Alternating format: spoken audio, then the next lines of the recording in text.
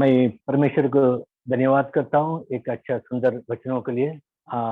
सचमुच ये वचन मेरे हृदय में भी लागू हो गया है ताकि परमेश्वर के सामने और लोगों के सामने एक मेरा विवेक सही रखूं, मेरा कॉन्शियस सही रखूं, रिकंसाइल करते हुए परमेश्वर के सामने आने के लिए परमेश्वर जरूर मेरे जीवन में अनुग्रह करेगा। उसके लिए मैं प्रतिदिन प्रार्थना करूंगा परमेश्वर के आत्मा से भरने के लिए। इस इन इन दिनों में मैं कुछ चीज़ों का पर परमेश्वर के बारे में मैं मनन कर रहा था, और ताकि ये पूरे लॉकडाउन में तो एक मेरे लिए एक टीचिंग है, लर्निंग प्रोसेस में मैं जा रहा हूँ, सीख रहा हूँ। और उसमें कई प्रकार का संकट समस्या आने के बावजूद भी परमेश्वर का कितना दया है, कृपा है उसको देखने के लिए परमेश्वर ने मुझे सहायता करता है और एक एक कदम आगे बढ़ने के लिए। और इस साल इस महीने में जैसा विशाल का भी कोविड आया है, उसके बारे में मैं सोच रहा था कि परमेश्वर हम इस प्रकार से सीखते हैं, इस संकट में समस्या में हमें जाना पड़ता है बोल के। तो उस समय पर सोचने के समय में और लेमेंटेशन के पुस्तक में तीसरा अध्याय में और 22 और 23 वचन इस प्रकार से हमें बताता है। हम मिट नहीं गए, ये यहोवा की महाकरुणा का फल है, क्योंकि उसकी दया अमर है। प्रति भोर वो नई होती रहती है, तेरी सच्चाई महान है ना। इस वचन में ऐसा इंग्लिश में लिखा है, it is because of the Lord mercy and loving kindness we are not consumed. इसमें ये दो चीज मुझे परमेश्वर ने मुझे शायद मदद किया है कि एक तो परमेश्वर के माँ करुणा दया, ये तो प्रेम बोलो जो भी हो परमेश्वर का है। और दूसरा है I am not consumed because of इस लविंग काइंडनेस, मतलब मैं वश नहीं हो गया है। मतलब परमेश्वर जो है प्रेम करने वाला परमेश्वर, और वही दूसरे तरफ से परमेश्वर भस्म करनारा परमेश्वर है। इब्रू का पुस्तक में 12 अध्याय में 29 में लिखा गया कि पर God is a consuming fire, है ना। परमेश्वर यहोवा परमेश्वर है और कंज्यूम करने वाला है। तो उसके पास सारे अधिकार है। ये चीजों के ऊपर मैं मनन करते समय में, प्रभु हम आपके जो महा करुणा है और इसको मैं किस प्रकार से मैं समझ सकूं, है ना। बहुत सारा चीज परमेश्वर का वचन पढ़ने के बाद, सीखने के बाद, ब्रदर जैक का सुनने के बाद बहुत सारा वचन माइंड में है, लेकिन मेरे दिल में है क्या, हृदय में है क्या परमेश्वर का जो माँ करुणा है, दया है ना, उसको समझ के लेने के लविंग काइंडनेस। हर समय पर परमेश्वर का लविंग काइंडनेस कैसा है, लेकिन मुझे तकलीफ आ गया है, समस्या आ जाएगा जब भी परमेश्वर के जो माँ करुणा को जिस प्रकार से मैं लेता हूँ। और दूसरा तरफ से परमेश्वर बोलता है अगर उसके करुणा दया नहीं है तो वो भस्म करेगा बोल के, ये भी है।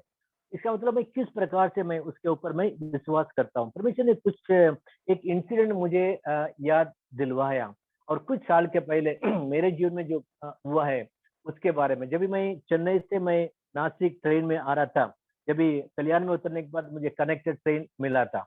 कनेक्टेड ट्रेन मिलने के बाद उसमें आया था 1 घंटे के बाद, और टीटीआर आया था टिकट चेक करने के लिए।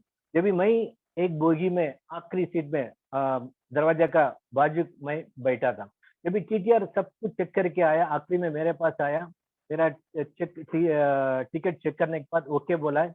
फिर पलट के देखा था, उधर उस साइड 6 लोग बैठे थे, उनके पास टिकट मांग रहा था।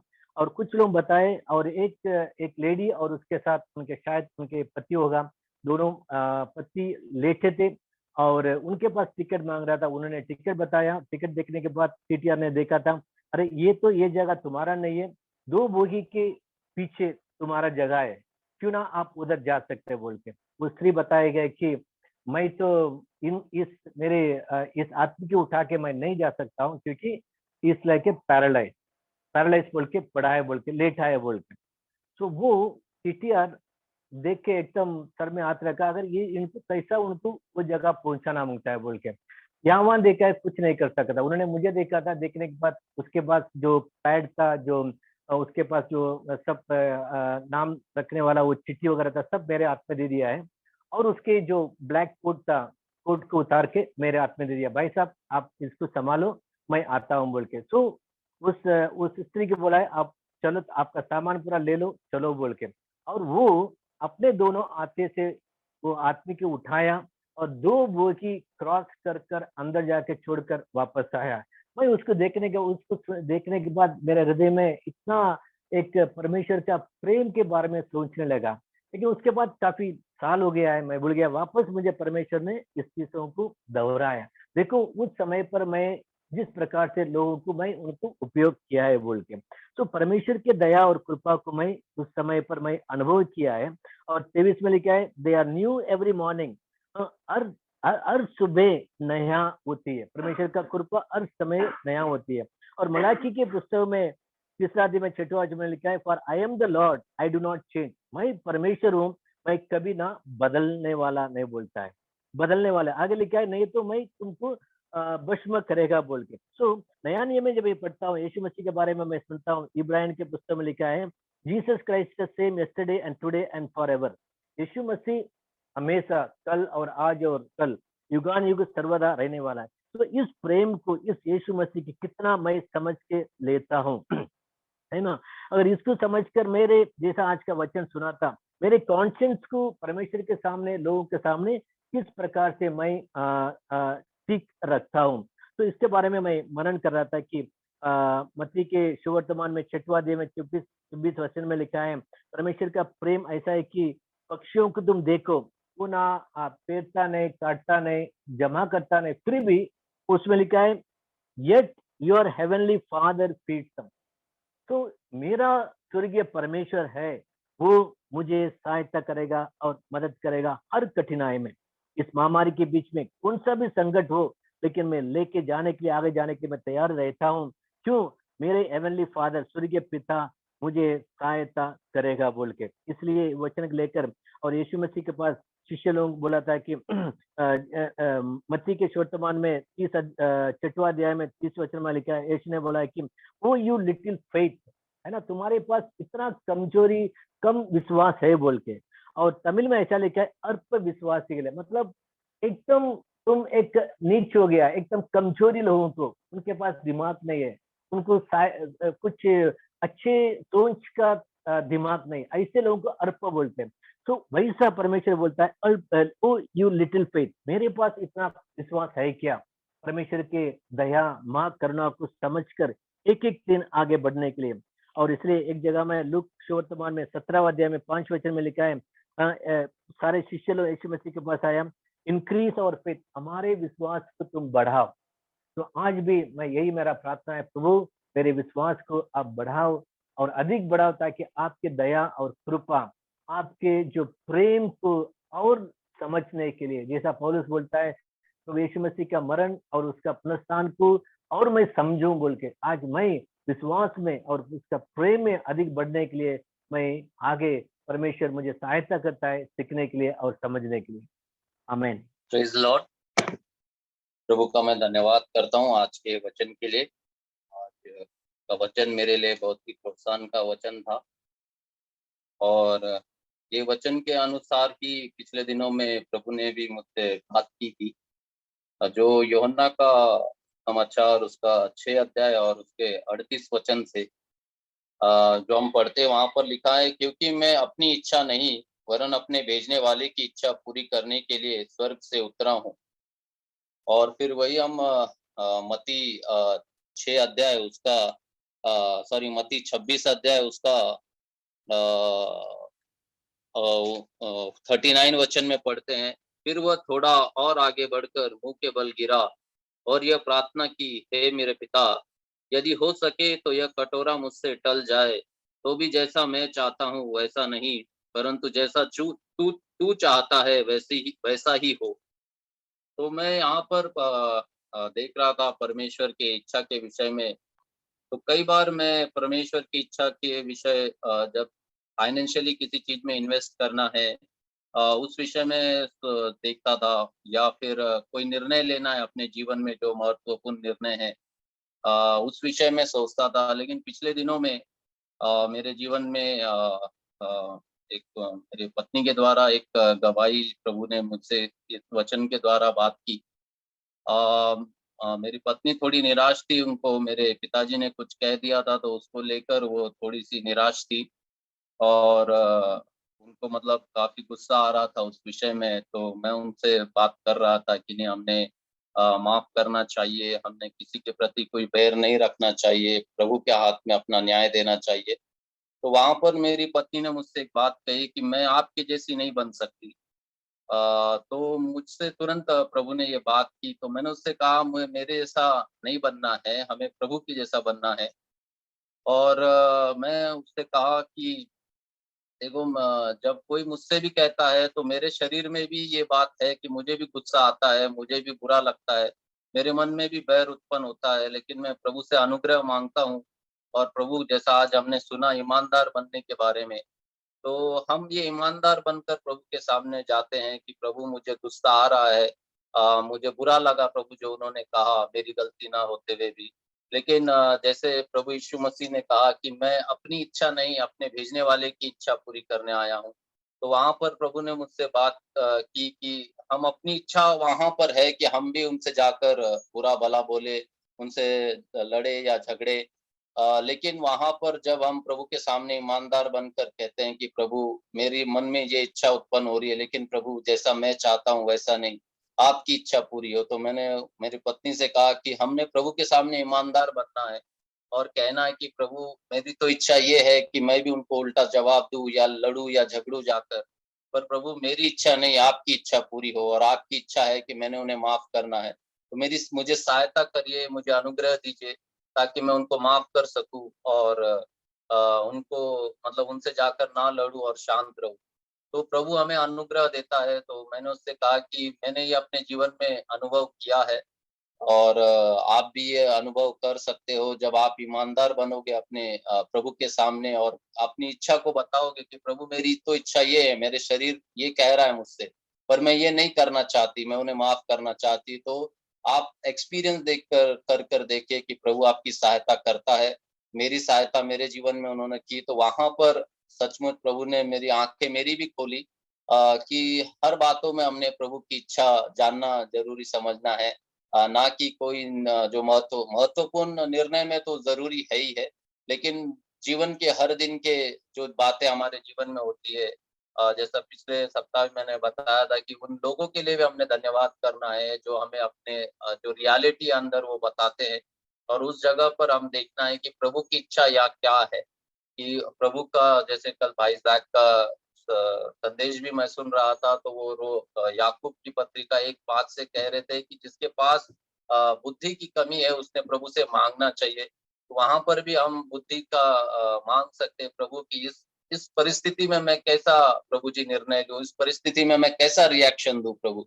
तो प्रभु हमें वो ज्ञान और बुद्धि देते हैं और प्रभु ने मेरी आँखें खोली और वहाँ से मुझे भी दिखाया कि हर समय जब भी ऐसा कोई परिस्थिति आती है तो हमने तुरंत जवाब देने के बजाय वहाँ पर प्रभु की इच्छा क्या है, तो उसके लिए इंतज़ार कर प्रभु से अनुग्रह माँगना है और प्रभु सहायता करता है।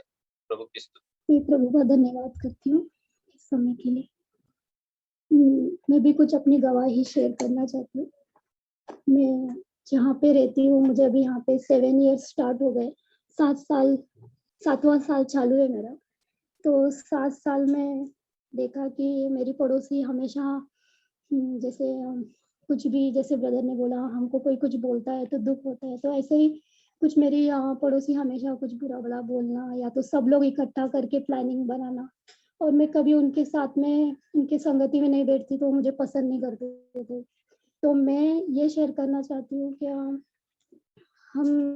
हम इस संसार के नहीं है तो सब हमको कुछ भी बोलेंगे तो प्रभु यही हमेशा मुझे एनकरेज किया कि हमारी लड़ाई कोई आत्मिक शारीरिक मनुष्य से नहीं है, एक अंधकार से उस हकीम से है जिसे हम देख नहीं सकते।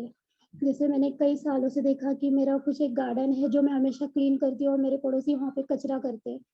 तो ये वीक पे मुझे बहुत दुःख हुआ क्योंकि हमारे यहाँ कुछ सांप आया तो उससे मेरे को और दुःख हुआ क्योंकि उसके बाद भी मेरे पड़ोसी आके और कचरा डालने लगे ताकि और मैं उनसे लड़ूँ या उनसे झगड़ा करूँ, लेकिन प्रभु ने मुझे मन में शांति दिया कि मैं हूँ करके। तो जब हम निर्णय लेते कि हम प्रभु के विरुद्ध पाप नहीं करेंगे तो प्रभु हमारे लिए खड़ा होगा। हमको लड़ना नहीं है, चुप रहना है और प्रभु हमारे लिए खड़ा होगा क्योंकि हमने वचन कहता है कि झूठ बोलने वाले या टहा झगड़ा, क्रोध ये सब प्रभु का फल नहीं है, ये नरक से आता है क्योंकि झगड़ा ये प्रभु से नहीं है। तो हमको अपने परिवार को, अपने पड़ोसी के लिए एक ज्योति बनना है। तो वो हमको दुःख देंगे, हम उनको ब्लेसिंग दे सकते हैं। वो हमको आशीष देंगे, तो वो हमको श्राप देंगे, हम उनको आशीष दे सकते हैं। यही मैंने इतने सालों में सीखा है कि हमेशा वो ऐसे वर्ड बोलते थे मेरे पड़ोसी कि तुम्हारे साथ कुछ बुरा हो या तुम्हारा कोई ना रहे, कोई मर जाए, ऐसे वर्ड से भी मैंने उनको ब्लेसिंग दिया, क्योंकि प्रभु ने मुझे हमेशा एनकरेज किया कि हमारी लड़ाई कोई भी मनुष्य से नहीं है। हमको ये समझेगा तो हमको किसी को भी क्षमा देने के लिए तकलीफ नहीं होगा। हमारा लड़ाई उस अंधकार से जिसको हम नहीं देख सकते। इसलिए हमको प्रभु यही सिखाता है कि हम प्रेम करें, चाहे वो हमारे पड़ोसी हो, हमारे रिश्तेदार हो या तो अपना खुद का परिवार हो। क्योंकि प्रभु इसमें ही सिखा रहा है कि अगर तुम उस व्यक्ति से प्रेम नहीं कर सकते जो तुम्हें दिखता है, तो तुम मुझे देखते भी नहीं हो, तो मुझसे प्रेम कैसे रख सकते हो। तो मुझे बहुत एनकरेज हुआ कि हर साल, और ये साल में थोड़ा ज़्यादा क्रोधित थी। प्रभु ने मुझे हमेशा एनकरेज किया मत्ती का 11 का 28 में कि हे सब परिश्रम करने वाले और बोझ से दबे हुए लोग, मेरे पास आओ, मैं तुम्हें विश्राम दूंगा।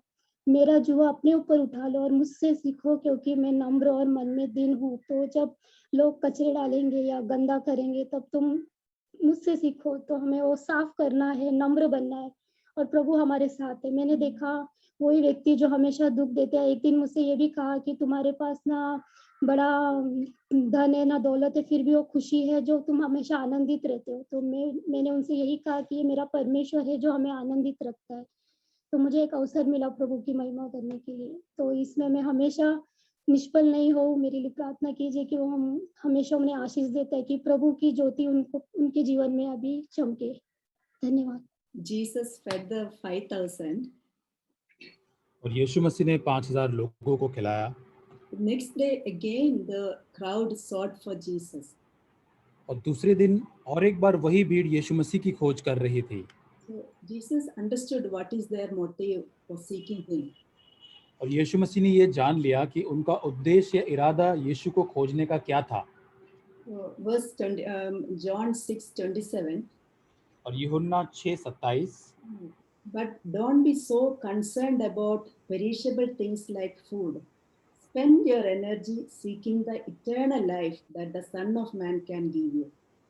और यूहन्ना 6:27 में लिखा है, नाशवान भोजन के लिए परिश्रम न करो, परंतु उस भोजन के लिए जो अनंत जीवन तक ठहरता है, जिसे मनुष्य का पुत्र तुम्हें देगा, क्योंकि पिता अर्थात परमेश्वर ने उसी पर छाप कर दी है। Jesus understood their motive and answered this to them. और यीशु मसीह ने उनके इरादों को, उनकी इच्छाओं को जानकर ये उत्तर उनको दिया। So the two way we can seek Jesus. और दो तरीके जिससे हम यीशु मसीह की खोज कर सकते हैं। One is always seeking for that perishable things like food and other things. और हम वो नाशवान भोजन की जो चीजें होती उसको देखकर हम यीशु की खोज कर सकते हैं। So that we can understand when we observe our prayer, what we are praying every day, what we are actually praying for, the more time for what we are spending in prayer. That we see, then we can understand what I am seeking Jesus. और यदि हम अपनी प्रार्थनाओं को सही रीति से यदि प्रतिदिन जांचें, तो अधिक और अधिक हमारी प्रार्थनाएं हम किस बात के विषय में कर रहे हैं, कौन सी बातों की खोज अधिक हम कर रहे हैं, उससे हम जान सकते हैं कि किन चीजों की खोज अधिक हमारे जीवन में है। Other way is seeking Jesus for eternal life. और क्या हम यीशु मसीह की खोज अनंत काल की बातों के लिए करते हैं? In this NLT it's written, spend your energy seeking the eternal life that the Son of Man can give you. और यहाँ एक NLT अनुवाद में लिखा है कि अपनी सारी जो शक्ति है, ताकत जो है, वो अनंत काल की बातों को जानने के लिए आप बिताए, जो परमेश्वर का पुत्र तुम्हें देता है। I am seeking Jesus for this eternal life which he can give, that his heavenly life. और यीशु मसीह को जो हम जब उसको खोजते हैं, तब वो अनंत जीवन हमको प्राप्त मिलता होता है, जो स्वर्गीय जीवन जो हमको मिलता है। When I go to him, he will not cast me out. और जब मैं उसके पास जाती हूँ, वो मुझे कभी भी नहीं निकालेगा। Whatever my need, he will not cast me out, even if I am asking for perishable things. But when I am really seeking eternal life, और मेरी आवश्यकता है क्यों कुछ भी क्यों ना हो, यदि मेरी जरूरतें जो है नाशवान भोजन की क्यों ना हो, लेकिन वो मुझे कभी नहीं निकालेगा यदि मैं उस अनंत जीवन को खोजती हूँ।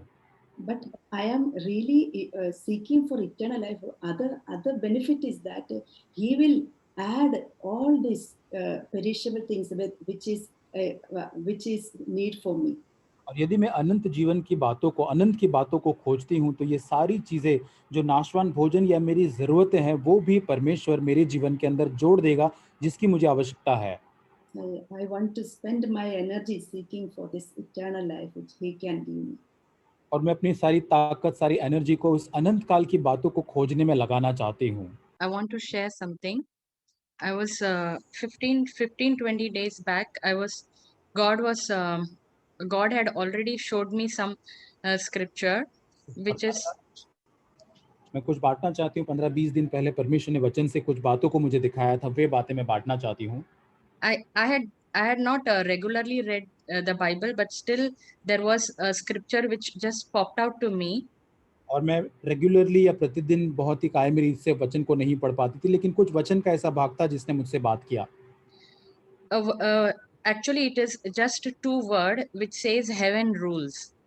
और वहां पे केवल वो 2 शब्द है कि स्वर्ग जो है वो राज्य करता है। And it is in Daniel 4:26. और वो है दानियल नबी की पुस्तक, उसका 4था अध्याय 26 वचन। I read the scripture, but I forgot the scripture. But that 2 words, heaven rules, was just ringing in my heart. और मैंने उस वचन को पढ़ा और उस वचन के बाद में भूल गया, लेकिन वो 2 शब्द जो है कि स्वर्ग जो है वो परम प्रधान जो राज्य करता है, वो बात मेरे मन में याद आ रही थी। And after that, that afternoon only, I just when I was just looking into the books that I have in the small library that we have. और उस दोपहर को मैं मेरी छोटी सी लाइब्रेरी जहाँ पर पुस्तकें हैं, उसके अंदर कुछ पुस्तकें मैं ढूंढ रही थी।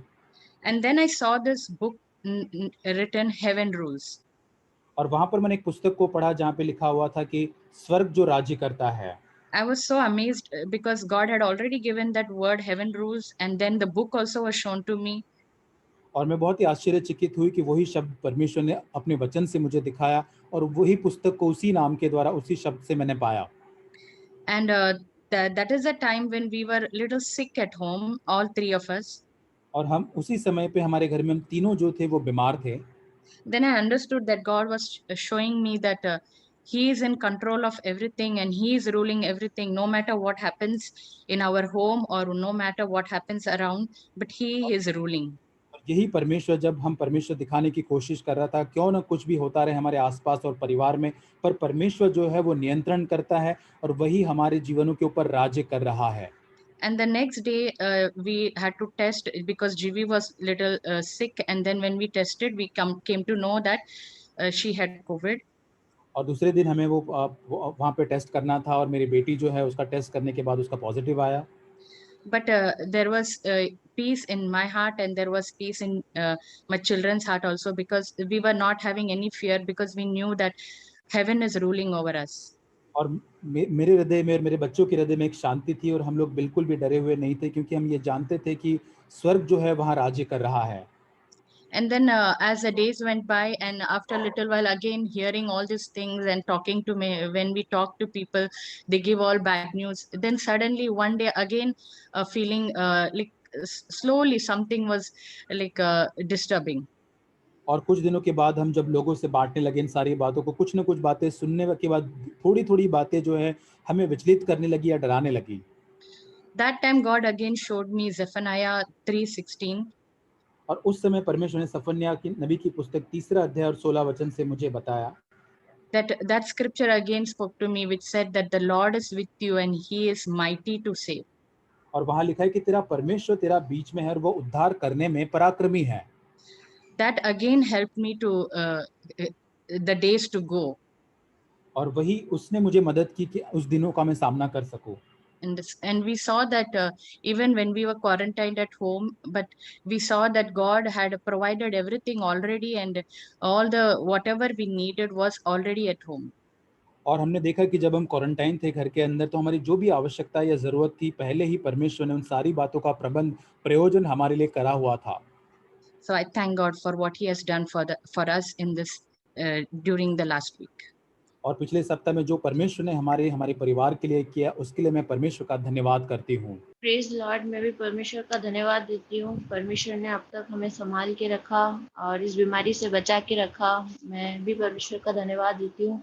और मैं भी एक चीज बताना चाहती हूँ कि जब कभी डर लगता है, जब कभी कुछ मतलब ऐसा मन में होता है, तो परमेश्वर बोलता है कि मत डर, क्योंकि मैं तेरे साथ हूँ। जब विवेक को जब रिपोर्ट्स आनी थी, जब उसके भी चेकअप हुआ था, तब मुझे बहुत डर था, पर परमेश्वर ने मन में एक शांति दी कि मत डर, क्योंकि परमेश्वर हमें बनाने वाला है, मुझे बनाने वाला है, सबको बनाने वाला है। तो परमेश्वर ने मन में एक चीज दी कि मत डर, मैं तेरे साथ हूँ। जब मूसा को भी परमेश्वर ने बोला था कि मेरे लोगों को वहां से निकाल ले आओ मिस्र से, और जो देश तुम्हें देने को हूँ मैं, वहां पे मतलब तुम्हें पहुंचाने को हूँ, तब भी मूसा से भी परमेश्वर ने बोला था कि मत डर, मैं तेरे साथ हूँ। हर हर बात पे हमें डर लगता है।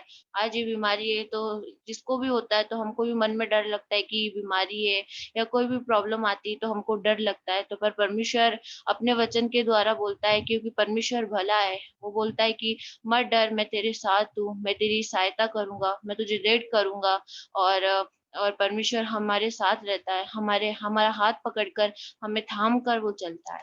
Thank you. Thank God for what I heard today. परमेश्वर का धन्यवाद हो जो मैंने आज सुना उसके लिए। My brother Abu was sharing about Adam and Eve. और भाई अबू जैसे बांट रहे थे आदम और हवा के बारे में, It reminded me of my old younger days when I was in school. और उसने मुझे याद दिलाया मेरे पहले के दिनों में जब मैं स्कूल में था। When I was 8th standard, that time I got promoted, got very less marks and was promoted. So from morning when I came to know the result till the evening I was hiding. When the dad will come, I'll get pasting for him. और जब मेरा 8वीं कक्षा में तब था, तो मेरा जो रिजल्ट आया, जो वो मुझे प्रमोट किया गया था, वो ग्रेस के मार्क देकर, और मैं उस रिजल्ट को छुपा रहा था मेरे पिता से कि जब वो आएंगे तो उसको देखेंगे तो कुछ बोलेंगे। So the full time I was hiding from him, like I couldn't confront him. और पूरा समय जो मैं उनसे बात को छुपा रहा था और मैं उनको सामना नहीं कर पा रहा था। Same thing, it's when brother was sharing, where something there is this sin in my life. That is the time when I tend to go away from God. और यही होता है कि जब मेरे जीवन में कोई पाप होता है तो मैं परमेश्वर से छिपने की या परमेश्वर से दूर जाने की कोशिश करता हूँ। Suppose that feeling, the guilt feeling inside, and unable to, like, will God, really forgive me, comes in the heart. और वो दोष की भावना मेरे अंदर रहती है कि क्या परमेश्वर मुझे इस पाप से माफ करेगा, इस गलती के लिए मुझे क्षमा करेगा। The part when we have read many times about, like David committing adultery and a murder, Bathsheba committed adultery and he murdered his husband also. और हम पढ़ते दाऊद के बारे में कि कैसे उसने बत्सिबा के साथ व्यभिचार कर उसके पति का उसने हत्या करवाई। So that time, when Nathan came and told him, like, that time when he did the sin, he didn't realize it, but when he committed a sin, Nathan had to come and tell him about it.